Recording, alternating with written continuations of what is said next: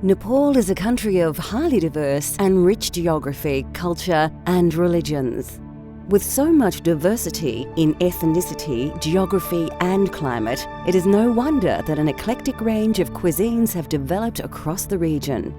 Welcome to the unique and wonderfully exotic cultural flavours of Nepal.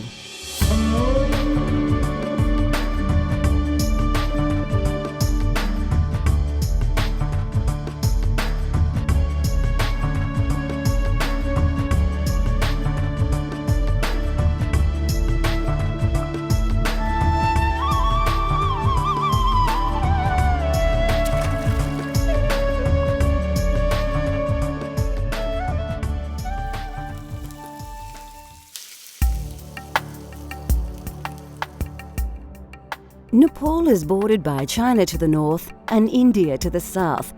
The mountainous north has 8 of the world's 10 largest mountains, while the fertile and humid soil is heavily populated with peoples of various castes and ethnic backgrounds. Even the climate has as much as 5 seasons in any year.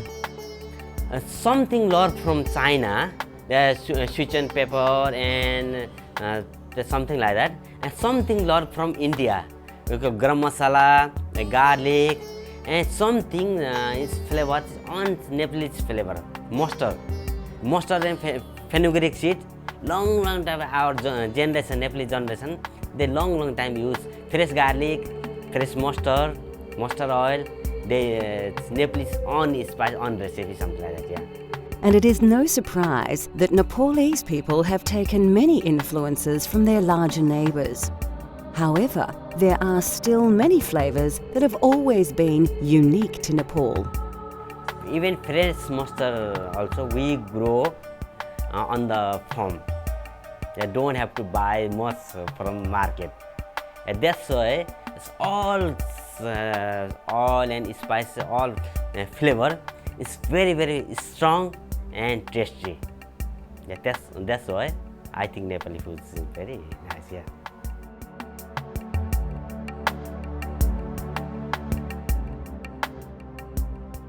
Momo kukura are dumplings made with chicken, and they are an extremely popular snack food in Nepal.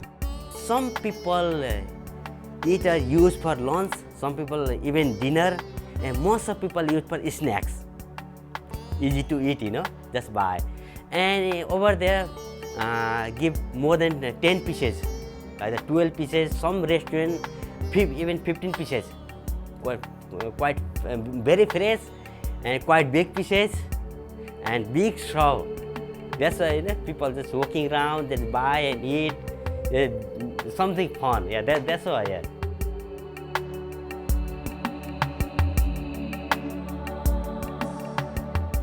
There are 2 stages to this recipe.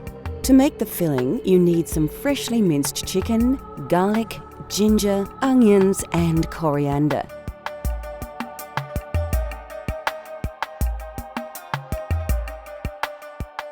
You'll also need a range of ground spices to give your momo their distinctive flavour.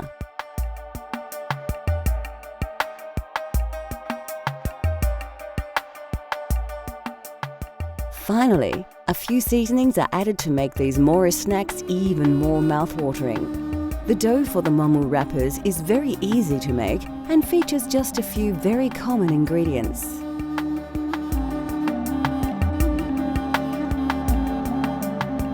First, we need to prepare the filling. Take a large mixing bowl and place about 200 grams of minced chicken into it.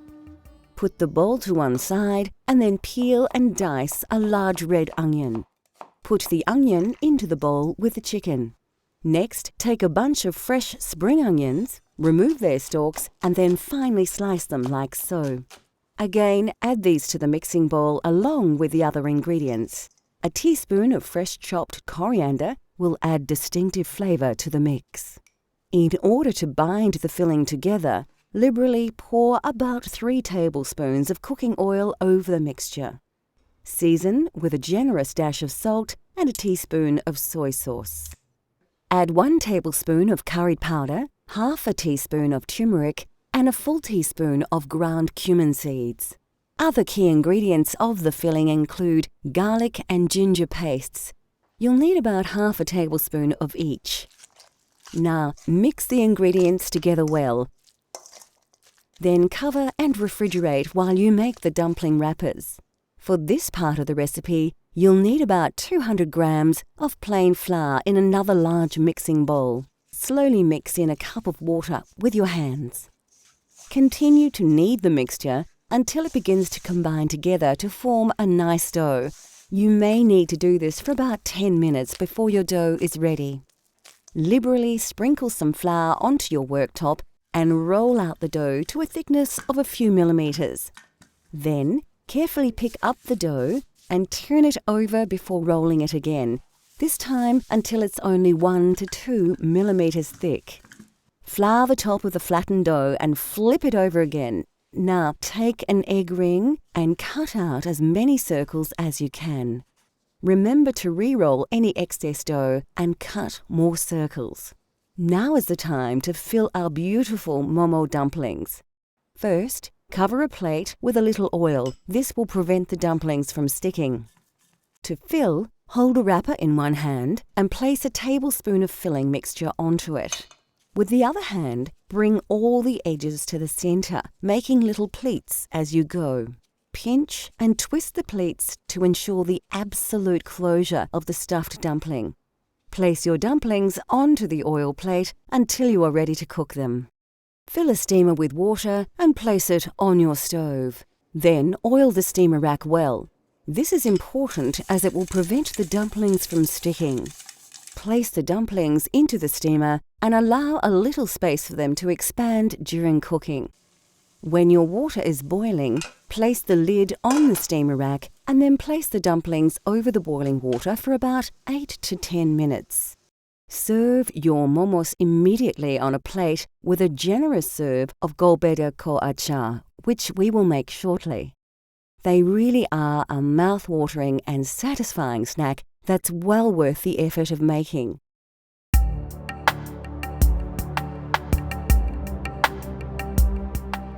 Nepalese cuisine is famous for achar, a vegetable or fruit pickle made from lemon juice, salt, and numerous spices. Homemade pickles became popular across Nepal in the days before refrigeration, as the fermentation process preserved food very well. There is thousands of variety of achar because different culture, different religion, different weather. And hillside, Himalayan side, they like to eat quite hot and flavored because they are very cold. And there's another side, not too cold, different religion, different people. And also, achar is one good for thing. In countryside, even countryside, don't have refrigerator, fridge. In city side, like 20 years, 50 years ago, they don't have fridge, anything. That's why they put some spice and then keep 2-3 days, doesn't go off. That's why they started from that achar is spicy. Now everyone used to eat, used to like. That's why more popular.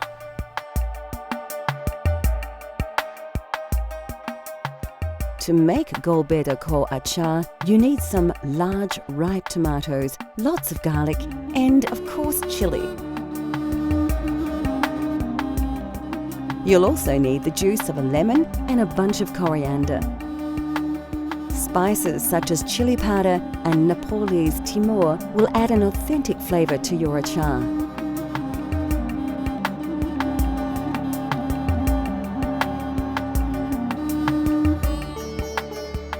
The first thing you'll need to do is slice a number of fine, ripe tomatoes in half and put them aside for later.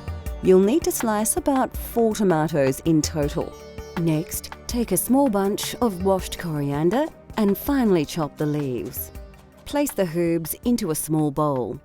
Pick up a long green chili, remove its stalk, and then chop it into sections of about 1 centimetre. Add the chili, including the seeds, to another bowl. Now grab about 4 or 5 peeled cloves of garlic and roughly chop them into pieces. Place to one side. Now you are ready to start the cooking process. Heat a frying pan with some oil to a moderate heat and add the tomato halves one by one.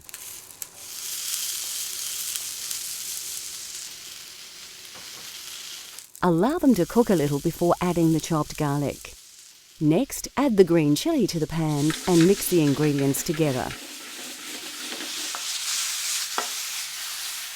Add a teaspoon of salt and a tablespoon of Szechuan pepper, and then place the entire contents of the pan into a blender. Now add the chopped coriander and 2 tablespoons of lemon juice and blend until the ingredients reach a fine liquid consistency.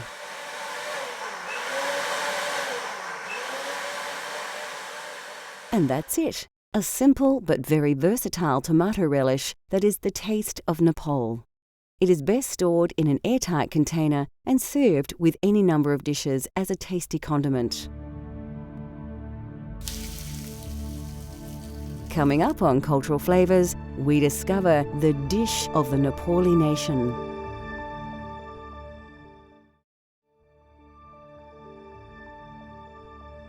In Nepal, it is customary to serve meals on a platter, combining several meat and vegetable dishes, boiled rice, and a variety of condiments.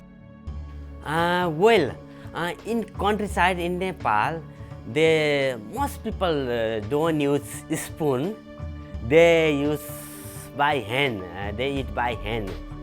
So that's why everything keep dal, bhat, tarkari, and rice in the middle. Also chutney. We call chutney, gulbida achar.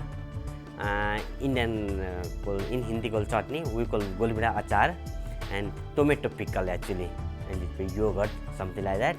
And everything on the plate. Then that's why look nice. Don't need to different curry bowl. A wonderful and extremely popular example of this is dal bhat masu, which literally means dal, rice and meat with gravy. As in India, lentils are an important staple of Nepalese cuisine, and they are commonly used across every region of Nepal. By far, the most popular dish is dal, a spicy soup made from black urad dal, tomatoes, garlic and a variety of ground and dried spices. Bhat, or rice, usually plays a central role in these platters, and it will always be surrounded by a number of other dishes that are served in small separate bowls. Basmati rice is common to the region and noted for its delicate fragrance and flavour. Our dal bhat masu features kukura ko masu, a simple chicken curry prepared with tomato, garlic and ginger. A common alternative to masu is takari, a curry made simply with vegetables. An important ingredient in this, and nearly all Nepalese curries, is a dried herb called jimbu. Used extensively across Nepal for its unique taste, which is similar to onions or chives, it is also said to have exceptional medicinal properties. We'll show you how to prepare this delicious curry later in the show. Vegetable dishes are extremely popular and vary across the country. A delicious dish we shall prepare later is saag, a simple stir-fry featuring mustard leaves, chili and several Nepalese spices. Of course, the most quintessential Nepalese side dish of all would have to be achar. Made from numerous fresh ingredients, the variety of achars is staggering, and it is said that they number in the thousands. This is Golbeda ko achar, a spicy tomato relish that is added to platters and, of course, used as a dipping sauce for Nepalese dumplings. A small serving of plain yogurt puts the finishing touches to this traditional Nepalese meal. Dal bhat tarkari is that's one kind of fixed menu. We call dal bhat tarkari. In Indian call thali. Thali. That's fixed menu, fixed price. But some people eat less, some people eat more. Don't have to pay again, The fixed price can have more dal, more bhat, more tarkari. Yeah, even masu as well, dal bhat masu. Not limited thing. That's why many different tastes, same price, So that's why people people like to eat that one. Many tourists also eat there. I can see there. Everyone asking, okay, I like to try dal bhat tarkari today. I like to try dal bhat tarkari tonight. Yeah, that's why I think. Yeah.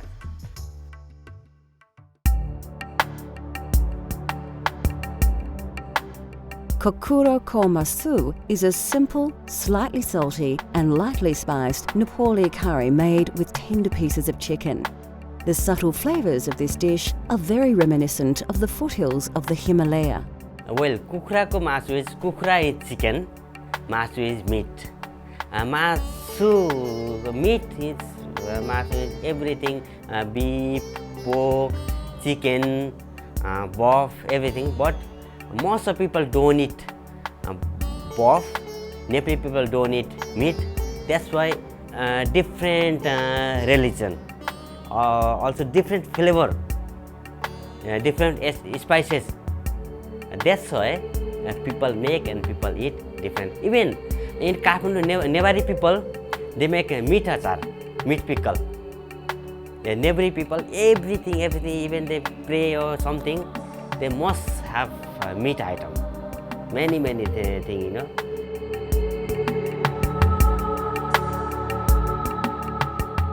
To try this delicious curry at home, you need a few common ingredients as well as a range of dried spices. We're using about 200 grams of chicken breast, which we've already diced into bite-sized pieces.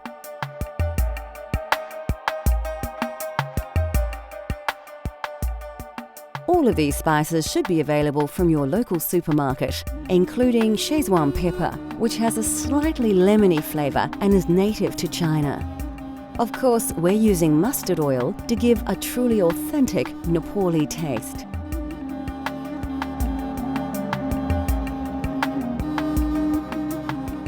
Before starting the cooking process, you need to chop a large red onion and dice a tomato. Like most curries, the secret is to start with a great paste. Pour about 4 dessert spoons of mustard oil into a large saucepan and heat to a moderate temperature. First, put about half a teaspoon of fenugreek seeds and half a teaspoon of cumin seed into the oiled pan.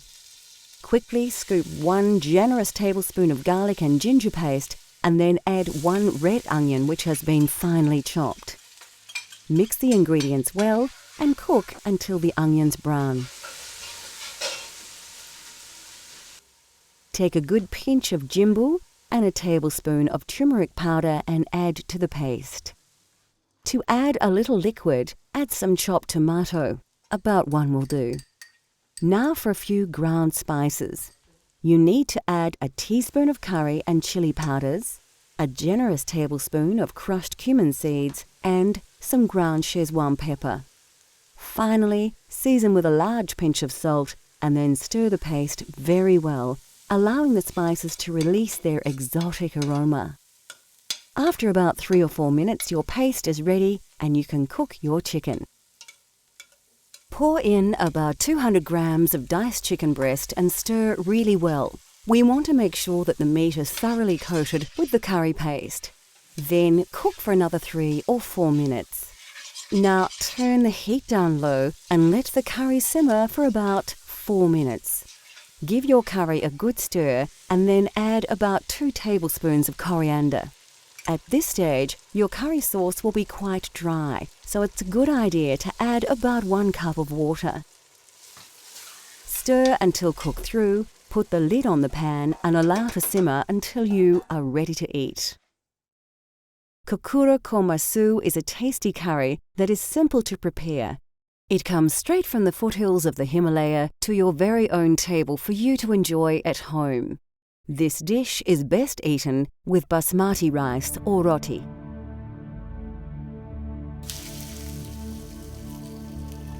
Next on Cultural Flavours, a tasty leafy dish that truly tastes of Nepal.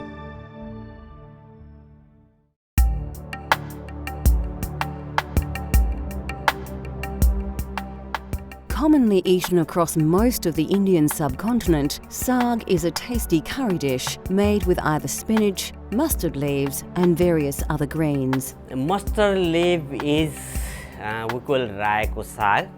That is mustard spinach. Because there's mustard leaf every house on garden. The people grow that one.